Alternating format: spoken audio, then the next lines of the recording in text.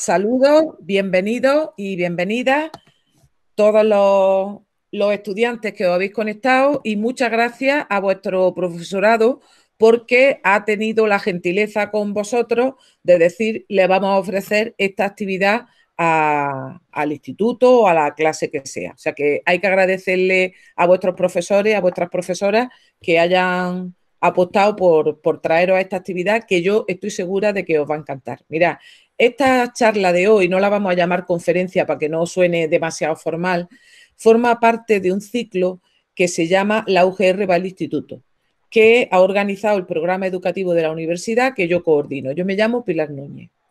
Y cuando yo pensé en este ciclo, una de las primeras personas a las que le escribí es a la que hoy nos acompaña. Miguel Botella López, que es catedrático emérito, quiere decir que él se ha jubilado, pero permanece vinculado a la Universidad de Granada en virtud de su magnífico currículum, su magnífica experiencia. O sea, cuando uno se jubila, pero ha sido un profesor y un investigador brillante, la universidad se honra con que esas personas puedan seguir haciendo determinadas cosas, dando a lo mejor alguna asignatura, alguna colaboración. Y ese es el caso de Miguel. Miguel sigue, sobre todo en tareas de investigación vinculado a la Universidad de Granada. Miguel es antropólogo forense. Los que lleváis un rato conectados habéis oído que primero estudió antropología y luego estudió medicina. Es decir, lo que en esencia hace Miguel, su trabajo consiste en hacer medicina forense, sobre todo autopsia, para esclarecer muchas cosas, asesinatos, causas de muerte, etcétera, pero lo hace fundamentalmente en restos muy antiguos. Y ahí vincula la arqueología, su primera formación, con la medicina.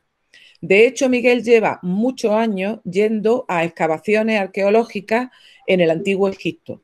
Es muy frecuente, si miráis la prensa, ver su foto. Habéis visto que se parece a Darwin, espero que no le moleste que se lo diga, pero creo que no seré la primera que lo nota, ¿no?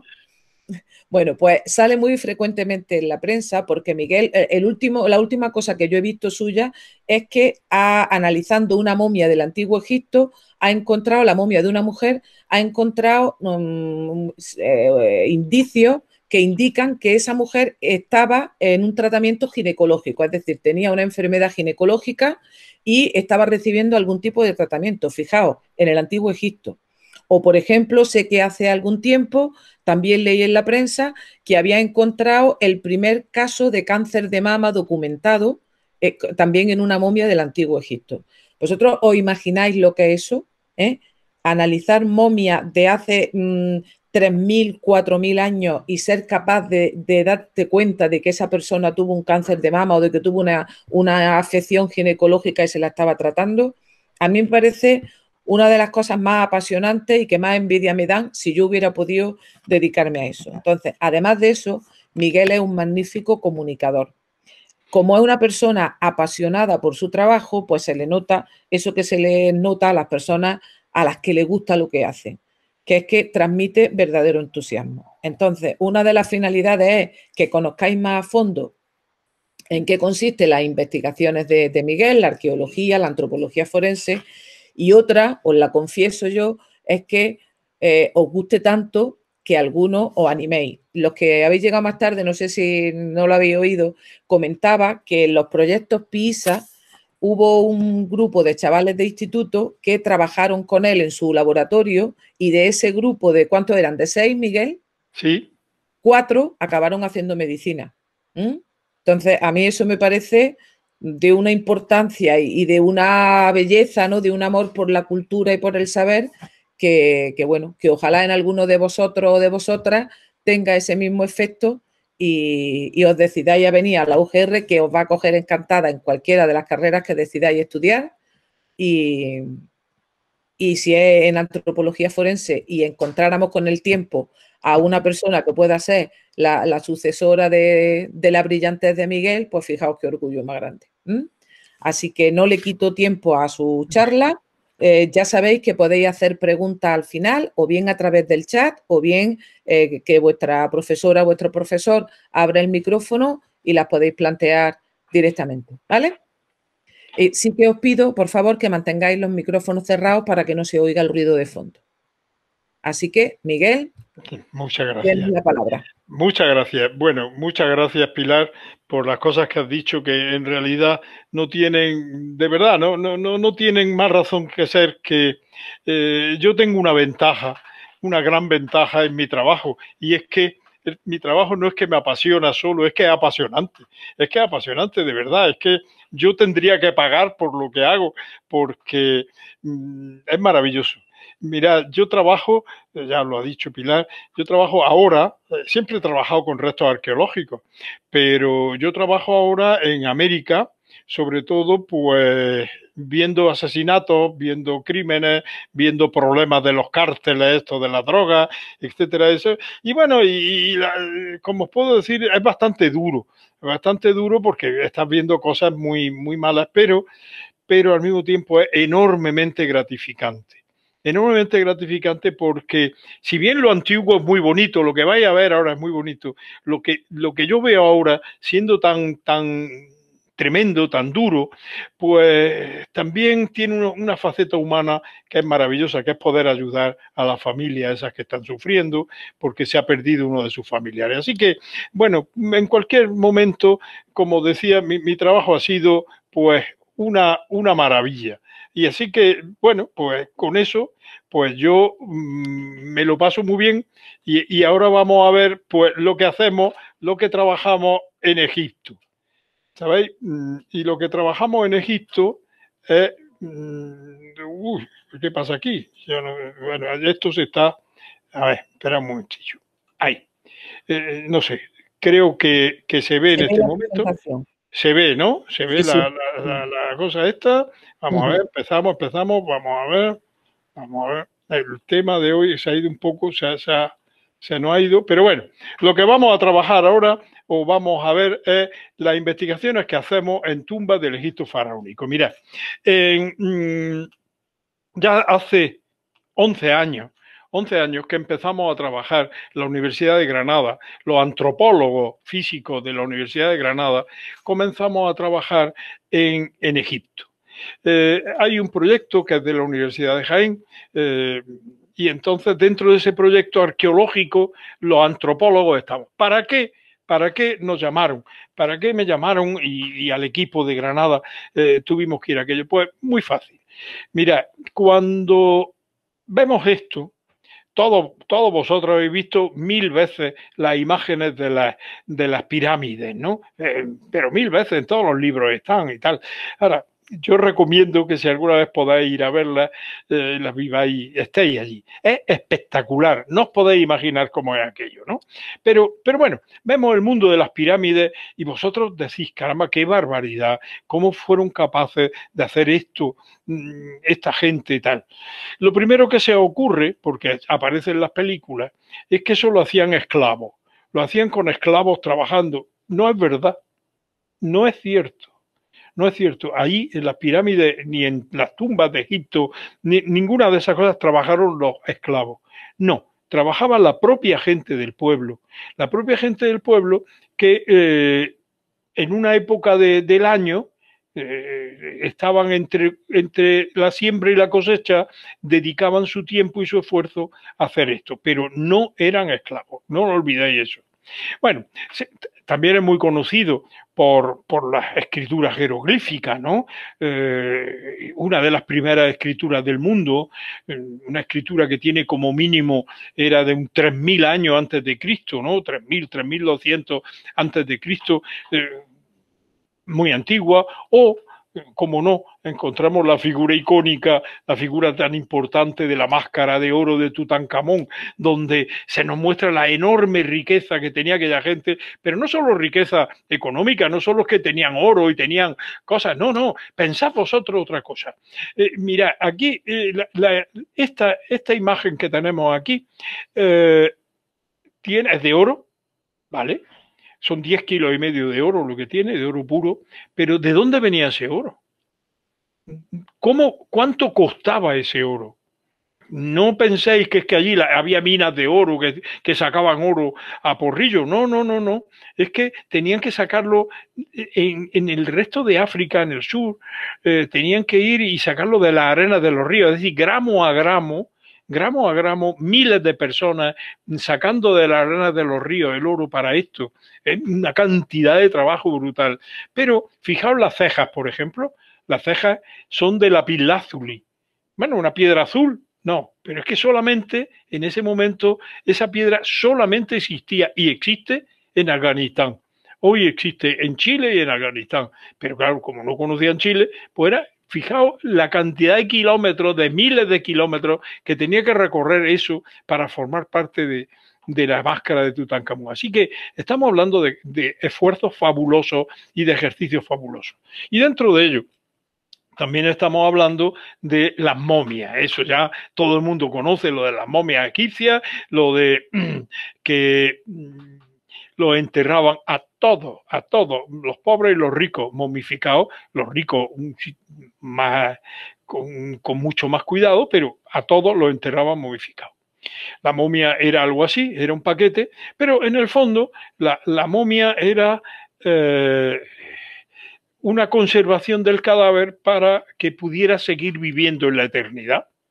Lo envolvían y lo envolvían y lo envolvían en vendas, que a veces son de kilómetros, ya vais a ver la cantidad, y conseguían la espectacularidad, por ejemplo, de esta momia. Esta es la momia de Tutmosis IV, donde podéis ver la perfección que habían alcanzado, la perfección técnica que se conserva perfectamente. Y esta persona murió en torno a un 1500 a.C. Otra de las momias conservadas, ¿veis? Maravillosamente conservado. Muy bien. Y entonces, a la vista de esa enorme riqueza que todos podemos ver, ¿no? De esa gran cantidad de riqueza, de oro, etcétera, pues la imagen que se nos ofrece es que aquella sociedad, aquella gente vivía maravillosamente bien. Aquello era jauja, vivían llenos de oro, llenos de riqueza. Bueno, pues nosotros en este lugar donde ahora os contaré, donde estamos trabajando, mirad qué sitio tan precioso. Este es el río Nilo, este es el Nilo y este es el desierto ya, que está justo en el borde del río. Pues aquí, en esta montañita, aquí se abren una serie de tumbas. Este lugar se llama Kubet el Hawa. Kubet el Hawa en árabe quiere decir la colina del viento, porque allí hace viento más o menos siempre, ¿no? La colina del viento. Pues Kubet el Hawa es donde estaban las tumbas de los señores más ricos de la comarca, de la zona, de los gobernadores, y nosotros lo que queríamos ver es si la vida humana, la gente vivía tan bien como parece, porque hay una riqueza extraordinaria. Y entonces queríamos saber si en verdad, la gente era tan rica y vivía tan bien. Vamos a ver que no. Bueno, este es el lugar de donde trabajamos, como veis, es un sitio precioso, está a 1000 kilómetros al sur del Cairo, está prácticamente en la frontera, o cerca de la frontera con Sudán, y esta es la ciudad actual, moderna de Asuán. Pero antes, en esta islita que hay aquí, que se llama Elefantina, es donde vivían los gobernadores de la zona, y eran muy ricos porque se recibía, como es al sur, se recibía el oro de África, los esclavos, el marfil, en fin, todas esas riquezas se recogían allí y ya se mandaban hacia la corte a Tebas. Entonces los gobernadores de esta zona eran tremendamente ricos. Bueno, esta es la zona, aquí abajo está la frontera ya, y mirad cómo el desierto lo ocupa todo. El desierto solamente hay una pequeñísima franja cultivable, si queréis, al lado del Nilo. Esta es la ciudad de Elefantina, donde, fijaos, que para mí resulta emocionante el ver ahí, ya se puede ver, se puede visitar el sitio exacto donde por primera vez se midió el radio de la Tierra. Un griego, Eratóstenes, midió ahí el radio de la Tierra y pudo ver cómo era la Tierra de grande, etcétera, etcétera. Fue ahí exactamente en ese lugar. Para mí me sobrecoge, me impresiona mucho el pensar que en el siglo IV antes de Jesucristo ya sabían el radio de la Tierra y fue aquí donde lo obtuvieron esa medida. Bueno, pues nosotros estamos en un equipo, como digo, con la Universidad de Jaén y vivimos aquí. Esta es una aldea nubia, es decir, es una aldea de los primitivos habitantes de la zona, todos negros, claro, y las casas son un poco extrañas, son diferentes. Hace un calor tremendo, como podéis imaginar, en esa zona del desierto y todavía están viviendo de una manera muy precaria.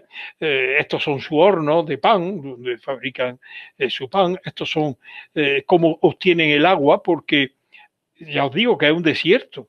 Y entonces está muy cerca del río, pero hay que sacar el agua y hay que llevarla. Entonces mirad los niños cómo colaboran en estas labores. Todavía en el ferry que nos lleva de un sitio a otro, todavía vivimos nosotros en casas con ellos, ¿no? Y nos llevamos muy bien. Pensad que yo también, como soy médico, ellos, cuando yo voy, soy el médico de todos, de esa aldea, o de muchas aldeas, y vienen hasta en autobuses a que los vea el médico que soy yo. Imaginaos las que se arman todos los días, ¿no? Pero es una vida muy primitiva, si queréis, pero también podéis ver que los nubios son unas personas especialmente elegantes, tienen fama, son muy altos, son muy armónicos. En definitiva, es un pueblo realmente bonito. Bueno, ¿cómo viven? Viven de una manera muy precaria. ¿Veis? En medio del desierto, aquí, esto que tienen es un jardín. Son capaces de cultivar flores, caramba, tienen un sentido estético maravilloso, ¿no? Y bueno, pues en este lugar, en Cubeta el Jagua, es donde ya llevamos 11 años trabajando en este lugar y para mí es un verdadero privilegio. Las tumbas están abiertas en la roca y son así. Fijaos qué tumbas más enormes y pensad que no es como construir una pirámide o como construir una casa, es todo lo contrario, es destruir la roca, con unos cinceles que tienen poco más de 2 centímetros de piedra, ir excavando en la roca hasta conseguir hacer estas magníficas tumbas donde están representados los señores con pintura, con escultura, con bajorrelieve. Ahí. Estas son las tumbas. Y hay algunas de ellas tan espectaculares como esta, la 33, donde fijaos que tiene más de 300 metros cuadrados de planta y tiene esas columnas que veis son de la propia roca, no son hechas ni puestas, no, son cortadas de la roca y al fondo podéis ver que ahí está el lugar de la ofrenda, donde se representa en esta imagen, se representa al señor, al gobernador, que de la izquierda, se llamaba Saremput, este gobernador que está recibiendo las ofrendas después de muerto, las ofrendas que es un pato que veis aquí, pan que veis, cerveza. Bueno, pensando que ese señor por la noche se levantaba de su tumba y llegaba y se comía esas ofrendas. Obviamente no pasaba, ¿no? Pero bueno, ese era el simbolismo que tenía esta representación. Esto que estáis viendo aquí, esta pintura que veis, es de en torno al 1800 antes de Jesucristo. Es decir, que tiene más de 3800 años. Y fijaos qué bien se conserva, ¿eh? Claro, la sequedad del medio, el medio es muy seco y permite esa conservación. Bueno, los antropólogos, entonces, lo que queríamos saber, lo que queríamos aprender es ver cómo vivía la gente en realidad, cómo vivían, si realmente vivían tan bien o no. Allí hemos encontrado restos de más de 1000 personas y más de 100 momias. Bueno, aquí tenéis, esto era una momia, lo que pasa es que las hormigas, las termitas, se han comido las vendas, se han comido y solo han quedado los huesos.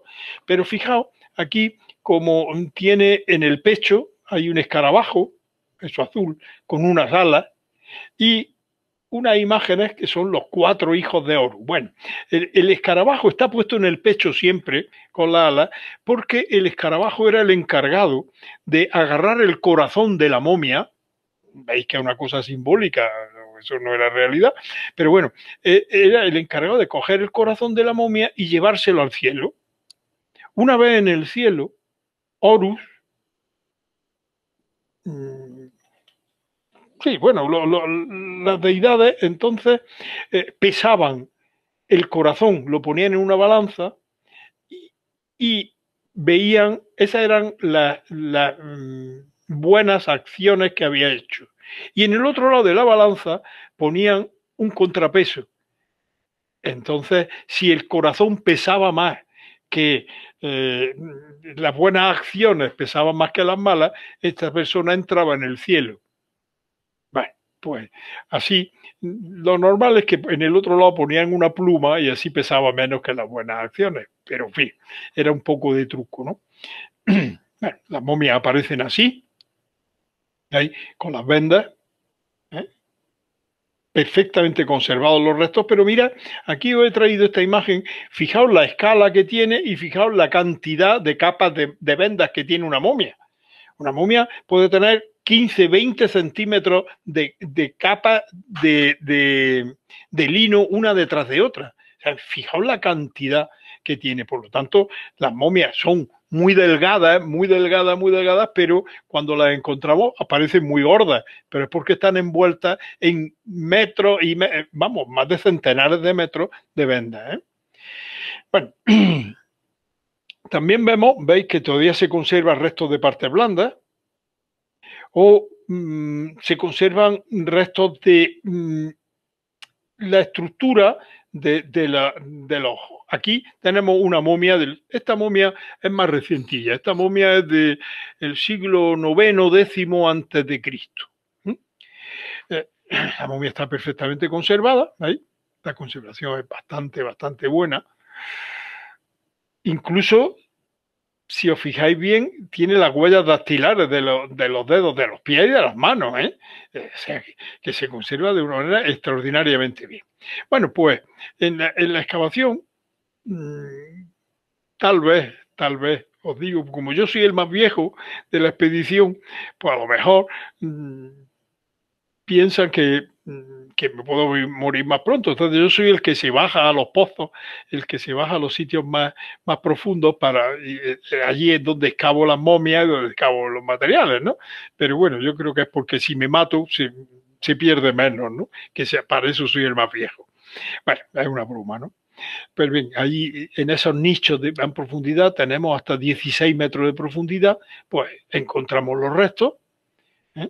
de toda esta gente. Y mirad, los ataúdes de esta época, los ataúdes antiguos, tienen en uno de los extremos, en la cabecera donde está la cabeza de la momia, se representa estos ojos, siempre, porque ellos consideraban que por la noche la momia veía el mundo desde su tumba y podía divisar todo. En fin, es una cosa simbólica, como podéis ver. Y aquí arriba, esos dibujos que tenéis, esos jeroglíficos, son, ahí pone pues todos los títulos que tenía esa persona, lo que era, y al mismo tiempo también tiene el nombre de la persona. Allí tenemos, mirad, los dientes. Lo primero que nos vamos a encontrar, ya que estamos estudiando la salud, es los dientes. Fijaos qué desgaste más grande tienen estos dientes. Extraordinario. Un desgaste brutal, ¿no? ¿Por qué? Pues porque la arena del desierto, ¿veis? Esto es una tormenta de arena, que lo veis en las películas, pero la tormenta de arena es terrorífica, no puedes abrir los ojos lo más mínimo, estás masticando arena constantemente, bueno, es muy desagradable, mucho. Entonces, claro, el estar constantemente en ese medio, pues hacía que los dientes se desgastaran mucho.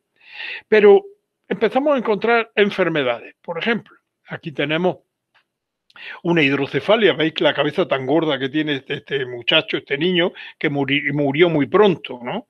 Vemos también espinas bífidas, vemos también los dientes con malformaciones, vemos esto, mirad cómo aparecen como picaduras en la parte alta de la órbita, ¿no? De la órbita del ojo. Pues eso significa anemia. Estas personas tenían una anemia enorme, era muy abundante, en los huesos largos también. O sea, procesos ya de malas condiciones de nutrición, malas condiciones de vida, nos llama la atención, pero nos va a llamar mucho más la atención el que la gente, ¿veis? Estas son todas las malformaciones y todos los problemas que tenía, pero nos va a llamar la atención la gran cantidad de niños que hay muertos. Podemos decir que más de la mitad de la población de aquel lugar, más de la mitad, se morían antes de los 5 años. O sea, hay una enorme mortalidad. ¿Y de qué se morían? Básicamente de infecciones. Bien. El trabajo duro, permanente, ya habéis visto, el hacer esos pozos, el hacer esas construcciones o esas destrucciones, mejor, bueno, pues llevaba a un trabajo intenso, duro, que se muestra en los huesos. Y los huesos tienen para nosotros, los antropólogos, tienen una ventaja extraordinaria, y es que los huesos siempre dicen la verdad. A nosotros nos pueden contar que ¿qué os digo yo? Que los romanos eran muy ricos, o que los egipcios, como en este caso, eran muy ricos, pero ¿cuál es la verdad? Y la verdad es la que queda marcada en los huesos. El trabajo duro se queda marcado en los huesos, las enfermedades se quedan marcadas en los huesos, y nuestro trabajo es interpretar lo que dicen los huesos. Nosotros somos, al fin y al cabo, los traductores de lo que nos quieren decir los huesos. En este caso, veis, es un codo, un cúbito, que tiene ese pico que muestra que la musculatura del brazo era una musculatura muy fuerte, acostumbrada a realizar trabajos muy duros, ¿no? De llevar peso, etcétera. Bueno, pues ahí lo tenemos. Aquí, fijaos, una vértebra, es una vértebra lumbar, que tiene, aparte de una artrosis muy grande, es decir, procesos degenerativos, está rota, está machacada. Y está machacada del peso. Es decir, esta persona posiblemente murió porque le cayó un peso encima, o llevaba un peso muy grande en los hombros y falló, fracasó y murió de eso. Aquí tenemos otra, una hernia de disco con dolores. Bueno, fijaos las degeneraciones que aparecen en la columna con estos picos que aparecen en la columna vertebral, que nos están marcando un trabajo continuado, un trabajo exhaustivo, un trabajo durísimo permanentemente. Así que estamos viendo que menos lobos, estamos viendo que de sociedad rica vamos a dejarlo.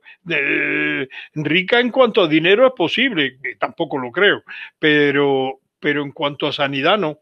¿Veis? Este es uno de los muchísimos esqueletos de niños que encontramos. Aparece todo bastante bien conservado, pero ¿de qué se murieron estos niños, señores? ¿De qué se murieron? Pues si no tienen nada, no hay lesiones, no hay nada, pues se tuvieron que morir de una enfermedad infecciosa. ¿Y cuáles son las enfermedades infecciosas todavía más importantes hoy en el mundo, no en España? Pues son las diarreas estivales, esas diarreas infecciosas por el agua contaminada, por estas cosas, o las neumonías, es decir, las pulmonías por el frío, los cambios de frío y de calor del desierto.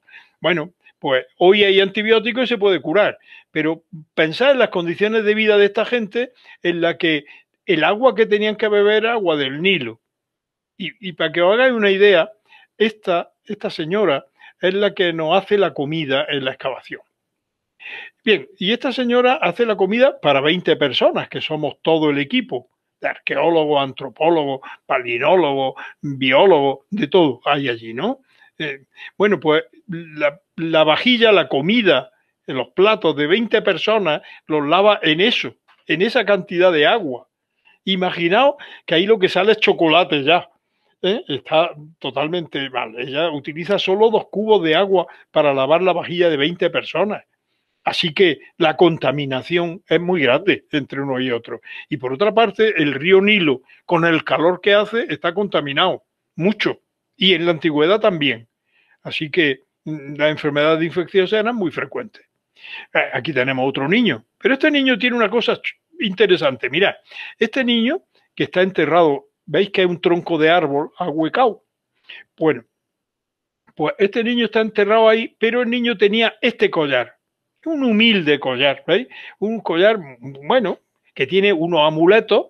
Tiene aquí un búho y aquí tiene un pajarillo, bueno, pero fijaos, estas pequeñas, aquí a la derecha, estas pequeñas cuentas que son grises, son de plata. Son de plata. Y entonces la plata allí es rarísima. La plata valía más que el oro en aquel momento allí. Así que, fijaos, esa cosita tan humilde, bueno, lo que tenía que costar, ¿no? Para que veáis cómo es la historia es fiable. Lo que nos cuentan de la historia, no. La historia es opinable. Se opina siempre acerca de que si era verdad, si no era verdad, lo que hacían, etcétera, etcétera. Ahora bien, lo que no falla son los huesos. Y os voy a poner un ejemplo. Mira, este es un gobernador famosísimo de la época, conocido. Esta es una escultura que se conserva en un museo de este señor.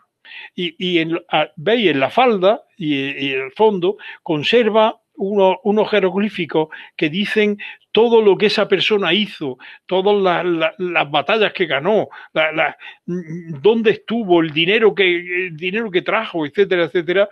Perfecto. Y ahora a mí me tocó, bueno, tuve la suerte de encontramos, el equipo arqueológico encontró el sarcófago, encontró la sepultura y yo tuve la posibilidad de estudiar a esta persona, de estudiar los huesos de esta persona. Resulta, sorprendentemente, esta persona tenía 17 años. 17 años. No le dio tiempo a hacer todas esas cosas que dicen, la historia. No le dio tiempo en absoluto. Y es más, no le dio tiempo porque encima, veis, ese es el esternón. Veis cómo está de raro. Este muchacho murió de tuberculosis.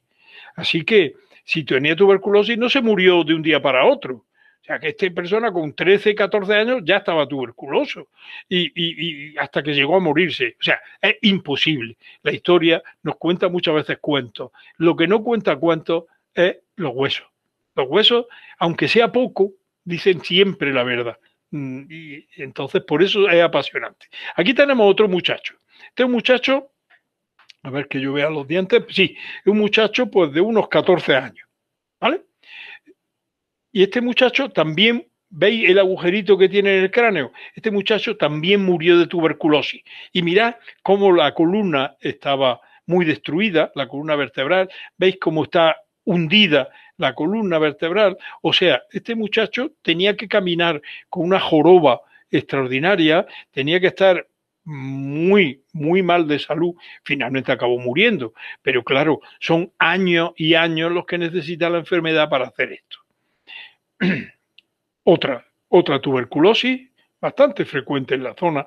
La tuberculosis destruye el hueso, como estáis viendo, incluso destruye hasta la falange. Más tuberculosis, muy frecuente. Por lo tanto, bueno, no olvidéis una cosa, la tuberculosis vosotros no la conocéis. La tuberculosis no, en este momento es bastante raro que, no es tampoco excepcional, pero es raro de que en Granada pues haya muchos casos de tuberculosis. Hay algunos, ahora han subido más, ahora hay más, quizá por las malas condiciones de vida, pero pensad que en el mundo entero se mueren más de 2 millones de personas al año de tuberculosis. Es decir, mueren bastantes más de los muertos que hay del COVID ahora, del COVID-19. Y eso es todos los años.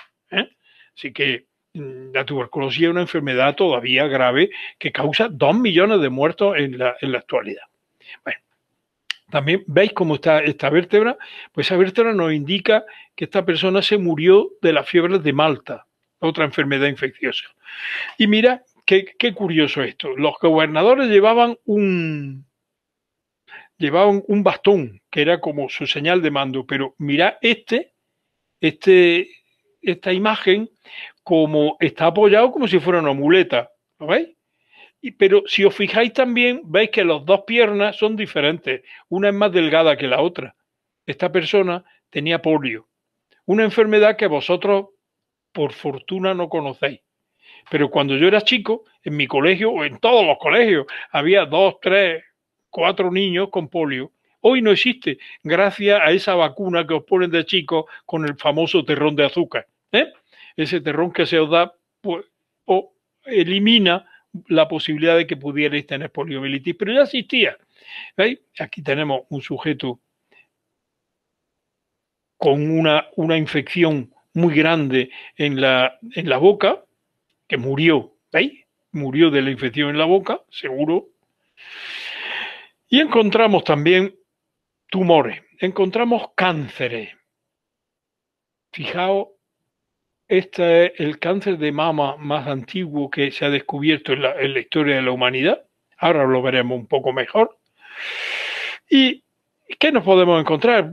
¿Problemas de guerra? ¿Problemas de competiciones? Sí, mira, una fractura, otra fracturas curadas, ¿veis? Tenían sus médicos, tenían su medicina, fracturas de las que no se curó, esta fractura se murió la persona,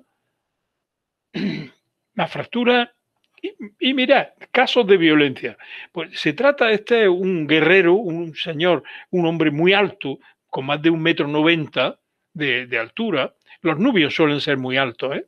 Son muy altos. Bueno, pues esta persona estaba enterrada y cuando lo sacamos, fijaos lo que tenía. Tenía un golpe, hay un corte de espada que le habían dado. Es decir, lo habían matado. Esta persona lo había matado probablemente en una batalla porque tiene más de un golpe. Bueno, pero tenemos más casos. Tenemos más casos como este. Esta es una persona que tiene aquí una fractura. Hay otra. Y fijaos, en la parte posterior, la cantidad, todas esas marcas son de golpes de espada. Tiene hasta 7 golpes de espada y ¿se podía morir con uno? Evidentemente sí. Así que lo que estamos hablando es que se ensañaron con el que fue probablemente un ajusticiamiento. Pero podemos ver, mirad, qué interesante, este golpe de espada que tiene aquí tiene unas marcas especiales. Ya lo veremos. Mirad, vamos a ver. ¿Veis? Aquí veis que es recto, pero tiene unas muescas a cada lado. También está rebanado el cráneo entero, tiene un corte inmensamente grande. Los huesos largos, veis cómo están cortados, tienen corte. Este sí murió en una batalla. Probablemente con una herramienta de este tipo, probablemente sí. Probablemente sí, esta la encontramos allí en el lugar, esta maravillosa pieza, pero es muy bonita. Pero yo quiero que vosotros os fijéis en que la hoja es de cobre. La guarda, toda esta parte con los clavos, es de plata. La madera que tiene es de ébano. O sea que eso venía del sur, de mucho más al sur, de la zona ya del lago Victoria, por ahí. Y este anillo que tenéis arriba, eso es de marfil de hipopótamo. Así que imaginaos el trabajazo que tiene esto y el precio que tenía que tener, aparte de que es una pieza maravillosa, pues el precio que tenía que tener. Pero viendo la herramienta, mirad, esta que tiene estas muesquecitas, tuvo que estar hecho seguramente con esta pieza. Estas son las espadas que tenían en aquel momento, estamos hablando en torno a 1700, 1800 antes de Jesucristo, y estas son las espadas que se llama el copes. El copes seguramente fue la herramienta con la que mataron a esa persona. Podemos identificar hasta eso. ¿Veis? Ahí está. Y lo podemos comparar con el COPES, ¿veis?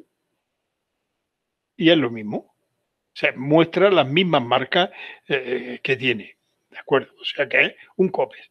Bueno, pero excavando allí y sacando una serie de tumbas, como podéis, estáis viendo aquí, que tienen su ajuar funerario al lado, etcétera, pues encontramos eso que os decía antes, el primer cáncer de mama o el cáncer de mama más antiguo. ¿Y cómo lo sabemos? Pues lo sabemos porque, veis, el hueso aparece como apolillado, aparece como destruido en determinadas zonas. Y eso es porque las células del cáncer destruyen el hueso. Y entonces este hueso, esta persona estuvo así. ¿Veis? Es realmente una destrucción extraordinaria. Las costillas también, hasta los dedos, ¿no? Hasta los dedos. Bueno, ¿y para qué nos sirve esto? Fijaos, pues nos va a servir para decir que esta gente vivía, esta mujer, que era una mujer, murió, pero tenía que estar, durante mucho tiempo tuvo que estar en la cama, no podía moverse, estaba muy enferma y necesitaba, por tanto, de una sociedad que la acogiera, que le diera de comer, que tuviera recursos suficientes para que esta persona pudiera vivir. Encontramos también dentro un cáncer de la sangre, que es un mieloma múltiple, o estas son las condiciones en las que trabajamos. Aquí hay unos ataúdes al fondo, y aquí lo que estoy es viendo la patología que tenían, las enfermedades, y mirad qué cosa más interesante, una de esas tumbas, de esas que habéis visto, que tenía aquí a la izquierda, tiene una figurilla que se llama Tasokata Osiris, tiene figuras de Osiris, con el nombre del muerto, y mirad una vez más eso que os he dicho antes, el escarabajo con la alas y con los hijos de Horus puestos ahí. Bueno, ciertamente es espectacular, ¿no? Estas son las tumbas, los ataúdes polícromos ya son de época tardía, pero para que veáis lo que en este momento estamos haciendo, no solo estamos viendo eso, sino que vemos, aparte de cómo vivían, podemos estudiar las momias ya sin destrozarlas.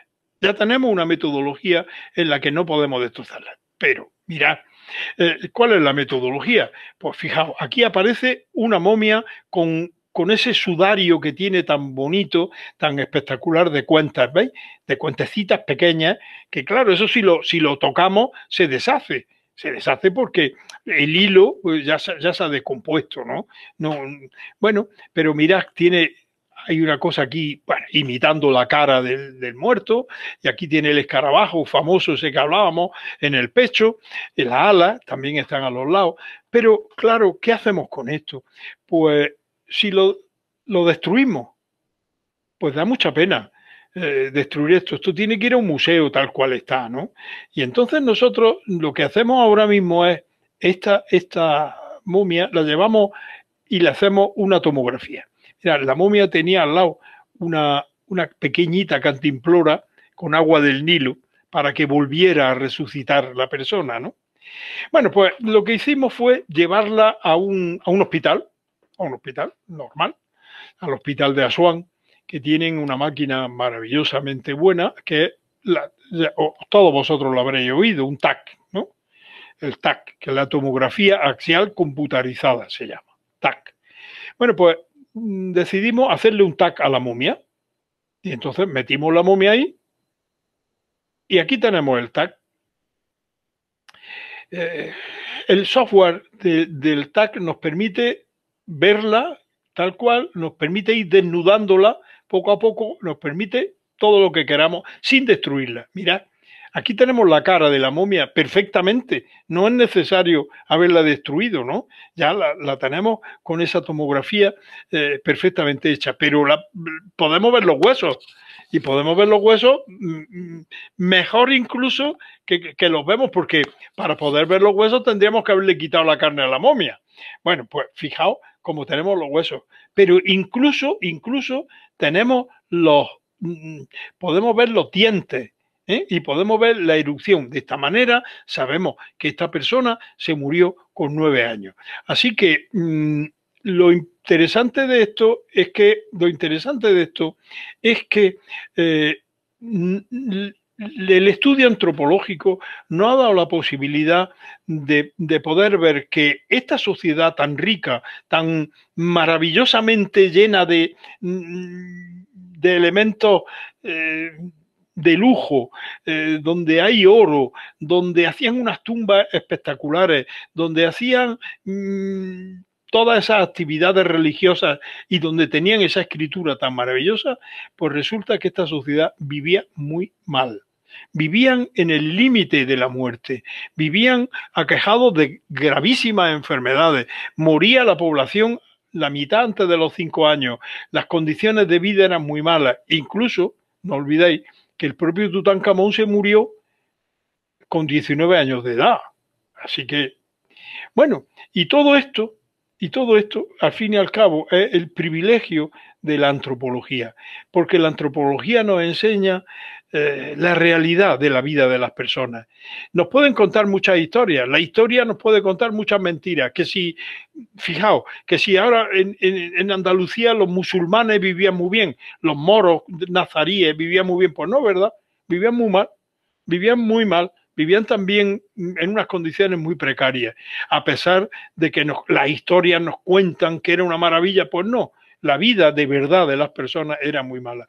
Y ese es uno de los privilegios de la antropología que yo me honro en estudiar desde hace más de 50 años y que sigo y seguiré pues probablemente hasta que me muera o hasta que tenga fuerza, porque realmente es una materia espectacularmente interesante y sobre todo tiene ese matiz humano que también a mí me interesa mucho destacar. Así que sepáis que mi trabajo es una maravilla, no se lo digáis a la Universidad de Granada, pero yo tendría que pagar por lo que hago, porque es mi hobby y es parte de mi vida. Así que muchas gracias, señores, y encantado de haberos podido enseñar mi rollo, mis cosas, en las que, bueno, pues yo creo que he disfrutado mucho, sigo disfrutando y disfrutaré. Miguel, estoy viendo que algunos chavales están aplaudiendo. No se oye porque tienen, entonces, estas cosas de la tecnología convierten, ¿ves que te aplauden por ahí? Pues muchas gracias, muchas gracias. No has tenido sin pestañear, el tiempo que has estado hablando. No Bueno, mira, te siguen aplaudiendo. pues cuando queráis yo hablo más veces, porque yo es que tengo el defecto de que me gusta mucho lo que hago, así que cuando Pero queráis es yo hablo. magnífico, Miguel, es que nos has llevado un rato al antiguo Egipto, es que es, vamos, impresionante. Muchísimas gracias. No, a vosotros, desde Muchísimas luego, a gracias de vosotros. corazón por aceptar la invitación y por lo bien que lo ha hecho. Bueno, Encantado. os toca a vosotros. Si alguien quiere preguntar algo, el Colegio del Carmelo te pone la gracia en el chat. Hombre, Ha sido magnífica, muchas gracias, muchísimas gracias, nos ha encantado. a vosotros siempre. Que si alguno, Venga, fijaos, mientras se animan ellos a hacer una pregunta, yo te quiero preguntar una cosa, dime, Miguel, dime. que tiene que ver con eso que tú decías, de que una cosa es la imagen que nos hacemos los profanos de cómo era el antiguo Egipto, que era todo esplendor, y otra cosa es la vida cotidiana. Por ejemplo, yo creo que una de las cosas que tenemos mal entendidas es que todos los cadáveres de los egipcios se momificaban. Y según hemos visto ahí, no es verdad, no todo el mundo tenía ese proceso de momificación y esas capas tan gordas de telas riquísimas, de lino, para embalsamarlos, ¿no? Eso era privilegio de algunos solamente, ¿no? No, lo hacían todos. Lo que pasa es que aparecen muchos huesos porque el proceso de momificación fallaba. Ah, Claro, y entonces lo que nos encontramos muchas veces, lo que nos encontramos es la momia, el bulto, si tú quieres, pero dentro lo que hay son huesos nada más, porque se descompuso la momia. Pero vale. era como una obligación. Lo que hacían para momificar a la gente, lo que hacían es que los metían. Pues la verdad es que era carbonato sódico y carbonato y sal común. Lo mezclaban aquello y con eso los metían 70 días en aquello, en una salmuera de aquella, y claro, se momificaban. Eso era. Pero claro, también piensa otra cosa, que el propio desierto momifica a la También gente. se seca, claro. Claro, le secaba mucho. Así que Ujú. tenía esa ventaja. Y se han conservado, obviamente se han conservado porque por esa enorme sequedad, ¿no? Que en la zona, pues mira, yo en 11 años he visto caer como 3 gotas de agua en la zona, no más. Claro, tremendo. Claro, tremendo. Bueno, por aquí hay un centro que quiere hacer una pregunta, que Pues, tiene la mano levantada. Jabato, Jabato, que no sé de qué centro es. ¿Quién es?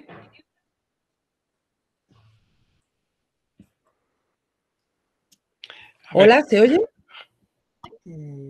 A ver, la persona o la clase que tiene la mano levantada, que aparece como usuario Jabato, Jabato, Ha cortado ahora él. ha cortado, sí. ¿Alguna pregunta más? Ah, mira, aquí hay una pregunta de una clase de cuarto del Instituto Veleta. ¿Cuál es el cuerpo más antiguo que ha encontrado en buen estado? Hola. El cuerpo más antiguo.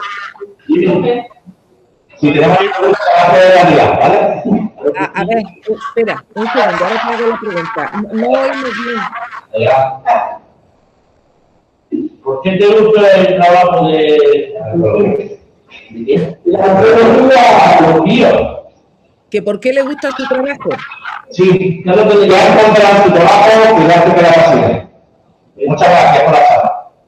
Ah, te preguntan que por qué te gusta tu trabajo, Miguel. Pues mira, mi trabajo me gusta porque es que es maravilloso. Mi trabajo es maravilloso. Fíjate, yo puedo, bueno, es que yo creo que he encontrado el sitio ideal en mi vida. Mira, yo trabajo en una cosa que me obliga a estar constantemente dándole vuelta al coco. Constantemente, porque tienes que estar viendo por qué ha pasado esto, por qué ha pasado, es decir, relacionando cosas y eso me mantiene muy vivo, ¿no? En ese sentido. Pero al mismo tiempo, yo puedo descubrir algún misterio de la antigüedad, pero también puedo en este momento ayudar a alguna familia que está sufriendo. Yo, fíjate, yo te voy a contar una historia para que tú veas lo positivo que tiene mi trabajo. Yo fui a trabajar en Medellín, en Colombia, y yo tenía 12, yo fui a ver 12 personas que habían asesinado y le habían cortado en trocitos. Y le habían cortado en trocitos vivo. Bueno, una crueldad terrible, ¿no? Bueno, y entonces aquello lo habían tirado en la selva y un mes después lo encontraron y me llamaron a mí. Imaginaos lo desagradable que es eso, ¿eh? Tener que reconstruir a la gente, tener que arreglarlos, tener que hacer, bueno, realmente es un trabajo horrible, ¿vale? De acuerdo, lo acepto. Ahora, cuando yo salía de aquello, imaginaos, con el alma tocada, con oliendo muy mal, ¿vale? Entonces me dijeron, la madre de uno quiere hablar con usted. Y entonces yo no quería, porque yo decía, bueno, ¿qué voy a hablar yo con esta mujer? ¿Qué le voy a decir? Y entonces, bueno, al final entró la señora y muy chiquitica, yo me acuerdo que era una mujer colombiana muy chica, me cogió la mano y me dijo, doctor, míreme a los ojos. Yo la miré y me dijo, ¿es mi hijo? Imaginaos, a mí se me cayeron 2 lágrimas y ahora mismo me emociono, ¿no? Se me cayeron 2 lágrimas y dice, señora, sí, lo siento, es su hijo. Y entonces la mujer me miró, me sonrió y me dijo, no lo sienta usted. Me ha dado usted la vida, ya puedo descansar tranquila. Bueno, pues para mí eso justifica todo mi trabajo. El poder, al haber podido, bueno, ayudar a superar el dolor de una familia que estaba angustiada, pues para mí me gratifica profundamente. Tiene sentido mi trabajo. Así que yo os digo y digo que no se entere la universidad, porque fijaos, yo trabajo en lo que quiero en la universidad. Trabajo, investigo lo que quiero, lo que me gusta. Doy clases a los alumnos que me gustan porque me gusta dar clases. Eh, la universidad me da un despacho, me da un ordenador y encima me pagaban. ¿Por qué puedo pedir más, señores? Es que la verdad es que esto es un privilegio. Digo, ¿por qué me gusta mi trabajo? Porque es maravilloso. La profesora Fátima Pérez tiene la mano levantada por ahí, no sé de qué centro es. Hola, ¿se me escucha? Sí, Sí, Hola, buenas tardes. Soy Pablo, soy alumno de segundo bachillerato del Colegio del Carmelo y lo primero pues es agradecerle la charla de la que hemos podido ser partícipes, tanto nosotros como otros cursos del mismo centro, porque hemos podido vernos la maravillosidad de su trabajo, la pasión que le pone y bueno, y al final descubrir más acerca de esos campos de los que no teníamos tanto conocimiento antes de esta charla. Y bueno, yo le quería preguntar que cómo fue su trabajo cuando llevaron a cabo la excavación en Galera, en la que se encontró la momia de Galera y bueno, cómo fue su trabajo ahí, lo que nos pudiera comunicar. Sí, bueno, pues mira, bien, bien. Mira, te puedo decir que Galera se ha llevado excavando muchos años, ¿no? En Galera Ujú. se han excavado más de 200 sepulturas, pero resulta que una de ellas, precisamente nos llamaron a nosotros porque sonaba raro. Total, que llegamos allí y os puedo decir cómo lo hemos vivido. Hacía un frío, no os podéis imaginar el frío que hacía, íbamos a morirnos de frío allí en Galera. Pero vosotros imaginaos el abrir una tumba en la que había una momia, un sujeto en Granada, de en torno a 1500 años antes de Cristo, eh, enterrado allí en posición fetal, con un niño al lado y con un ajuar funerario. Bueno, maravilloso. Aquello fue una experiencia espectacular y pudimos saber, fijaos, pudimos saber que el hombre aquel era un hombre, tenía el pelo muy largo, tenía el pelo que le llegaba a la cintura y tenía una trenza, etcétera, ¿no? Bueno, pues este hombre murió entre el final de julio y el principio de agosto, y murió de una pulmonía, murió de una neumonía. Y todo eso lo sabemos por el polen que tenía de las plantas, que tenía en las piernas y tenía barba por los trocitos de vegetales que tenía y también por la alimentación que tenía, porque pudimos encontrar parásitos intestinales también en esta persona. O sea, que fue una cosa muy bonita y ahora mismo la momia está en el Museo de Galera, sí, sí. Fue una experiencia buena, sí. Bueno, Muchísimas gracias. Nada. a vosotros. Hay más preguntas en el chat, Miguel. El Instituto de Alhama dice, muchas gracias por su tiempo, don Miguel, desde el Instituto de Alhama. Y te preguntan, ¿cuál es el cuerpo más antiguo que has encontrado en buen estado? ¿Qué he encontrado yo? Sí. Yo en buen estado. Bueno, pues puedo decir en buen estado, pues en torno a... Pues están momificados, claro, 2000 años, ¿no? Más o menos 2000 antes de Cristo es lo más antiguo que hemos encontrado. Sin embargo, restos más antiguos, pues yo he estudiado restos, yo he estado trabajando en África, en Kenia, Kenia, viendo los restos de australopitecos y de homínidos de 1.800.000. Pero claro, esos son huesos.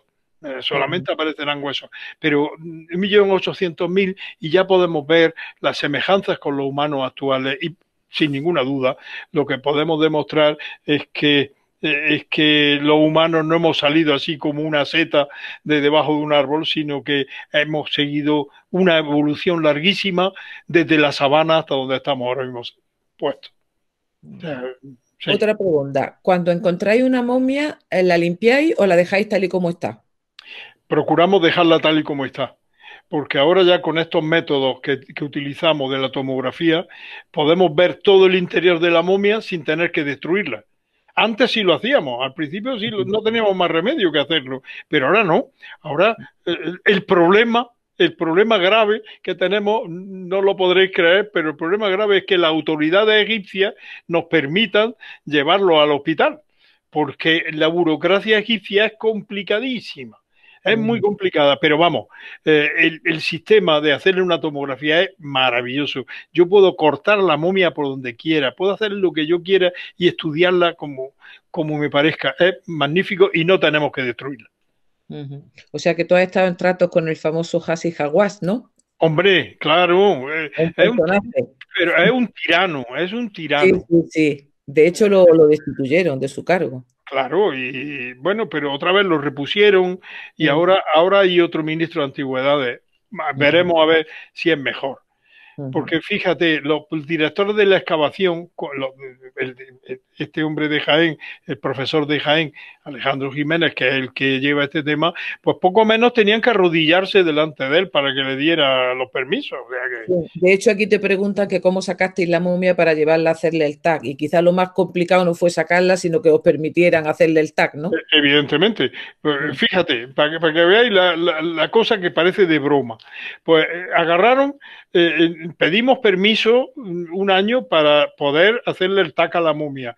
Tardaron un año en dárnoslo y nos lo dieron. Bien, pero cuando agarramos la momia para llevarla dijeron que sí, pero que no teníamos permiso para pasar el río, para pasar el Nilo. Y entonces tuvimos que esperar otro año para que nos dieran el permiso para pasar el Nilo. Son cosas demasiado burocráticas, ¿no? En fin. Hombre, los egipcios están muy escamados con eso de que se les ha expoliado el patrimonio, pero ahora a lo mejor se han ido mucho para el otro lado, ¿no? Se han ido al otro lado y claro, no nos permiten, por ejemplo, no nos permiten sacar ni una muestra siquiera de un gramo de nada, no nos permiten sacar nada. Como tengamos, como tengamos la desgracia de coger una muestra y publicarla o que nos pillen, entonces nunca más excavaremos allí. O sea, creo que ya es demasiado, ¿no? Pero en fin, han hecho una pregunta aquí, que ya no me acuerdo qué es lo que decían. Pero... Nos quedan las 3 últimas y si os parece vamos a dejar de recibir porque si no vamos a tener a Miguel aquí hasta pasa esta tarde. Que él tiene cosas para contarnos para mucho más tiempo. Pero por su amabilidad. Te preguntan si has excavado alguna tumba de un faraón importante. No, yo no he excavado ninguna tumba. Solamente ha aparecido una tumba intacta que fue la de Tutankamón y esa se excavó en el 1921. Todas las demás momias de faraones estaban en un depósito que estaban en un agujero que habían hecho para poder salvarla en su época, pero solamente ha aparecido una tumba intacta de un faraón que es la de Tutankamón. Y dice, pregunta Miguel Sáez, dice... Había comentado que había mucha población que moría joven, pero ¿había muchos ancianos en el Antiguo Egipto? Sí, claro. Tenemos huesos de personas de 80 años, Ramsés II se murió también muy anciano. Es decir, que sí. Lo que pasa es que siempre se piensa que la gente se moría muy joven, y no es verdad. La gente que sobrevivía se moría a la hora a la época de todo el mundo. Una persona de 40 años no es que fuera un viejo, tenía 40 años. Lo que pasa es que había muy pocos de 40 años ya, porque se habían muerto muchos niños, ¿no? Sí. Bueno. Y te pregunta también Roberto Requena que ¿cuál fue tu reacción a la primera momia que viste? Bueno, y dice ya un cuerpo no momificado. Vamos a ver, pues la primera momia que yo vi, pues a ver si me acuerdo. La primera momia que yo vi, hombre, fíjate, cuando estás metido en un pozo que es bastante complicado de bajar, bastante difícil, cuando tienes la presión de que estás atado de una cuerda y que estás en una posición, bueno, pues quizás, bueno, cuando encuentras la momia lo que dices es menos mal que ya la he encontrado, ¿no? Tampoco te emocionas demasiado, ¿no? Y cuerpos no momificados, muchísimas veces, claro, esqueletos muchos. Pero si tú ves, cuando hablas de un cuerpo no momificado, te refieres a algún sujeto de un asesinato, de una cosa, yo los que veo son los homicidios esos malos, con machetes, cortados en trozos y tal, la verdad te toca mucho el alma, lo recuerda siempre. ¿Cuánto tardaban en embalsamar un cuerpo? 70 días, exactamente. En lo que dice la fuente bibliográfica, que era 70 días tenían que estar sumergidos en la solución esa en la solución de carbonato sódico y sal común para momificarse. Claro, vosotros pensáis, aunque haga mucho calor, si nosotros metemos un jamón 70 días en una salmuera, pues seguramente no se pudre. No habrá quien se lo coma, eso sí, pero que no se pudre. Muy bien. Bueno, pues si os parece, volvemos a darle las gracias a Miguel Botella De verdad que nos has tenido, vamos, se nos ha pasado el tiempo volando. Fíjate la cantidad de curiosidades que has suscitado y nos quedamos tú y yo con la esperanza de que muchos de los que están aquí algún día sean antropólogos forenses. Sí, yo quisiera, si me lo permites, quisiera decir una cosa, Claro. sobre todo a los profesores. Mira, todo esto está muy bien, el hablarlo así está muy bien y vosotros podéis quedar, pero yo invito de verdad a venir a nuestro departamento y ver lo que hacemos. Que esa es la mejor manera de ver las cosas. Así que si un día queréis, me avisáis y yo enseño el departamento, pensad que en nuestro departamento tenemos en este momento la colección de huesos, de esqueletos más importante de España y la segunda de Europa, que tenemos 5.000 esqueletos en este departamento, lo cual, claro, es magnífico porque sirve para estudiar muchas cosas, ¿no? Para estudiar las causas de muerte, para estudiar fracturas, lo que sea. Bueno, pues si vosotros queréis, si algún día os interesa, yo acojo en el departamento y lo enseño una vez que pase el COVID, claro, porque si no Sí, es un latazo. Pero en el momento que queráis, yo estoy dispuesto a enseñarlo. Con mucho gusto lo hago. Venga, muy bien. pues ya está. Que Pues un saludo. gracias, Miguel. Un saludo a todos, Pilar, para ti también, porque ha hecho posible esto bueno, y para mí esto es una maravilla. Así que un saludo a todos, señores. Adiós. Y felices fiestas para todos. Igualmente. Adiós. Gracias.